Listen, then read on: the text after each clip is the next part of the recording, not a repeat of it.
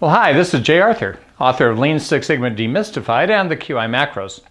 I was rereading the Mythical Man Month by Fred Brooks, which is one of the classics in software engineering. And he's the guy who said adding people to a late software project makes it later. Now, he was talking in here about conceptual integrity of design systems. He said, most programming systems reflect conceptual disparity far worse than that of a cathedral. Conceptual integrity is the most important consideration in system design. Now, I'm the conceptual designer of the QI Macros, and back when I was working in the phone company in the 1990s, we had 50,000 union employees. Most had high school educations. And so in my brain, I was going, how am I going to get all these people on board with quality improvement? You know, we don't have PhD statisticians. We don't have people with a lot of degrees. This is not highbrow intellectual folk, right? How do I get those people on board?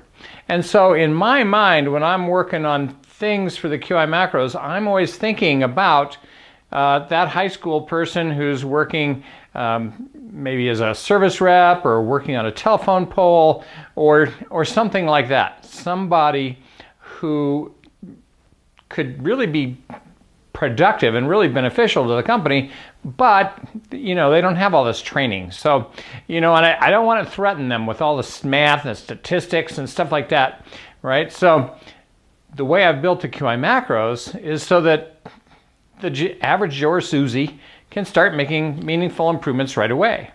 But then I also have the levels of capability for people who have more exotic needs, like, Q-sum charts and gauge R&R and stuff like that. But my underlying thing is, how do we make it palatable to the masses, right? That is the only way we're going to get quality engaged in every aspect of every business, because there just aren't that many people that have been trained, at the level of statistics that everybody seems to think that we need for Six Sigma. So I'm Jay Arthur. That's my improvement insight for this week. What's your conceptual design for your product, for your service? Who are you thinking about? And is that group the appropriate group, number one, to maximize the availability and likelihood of it being received well? And if not, what are you going to do to change that? I'm Jay Arthur. See you next time.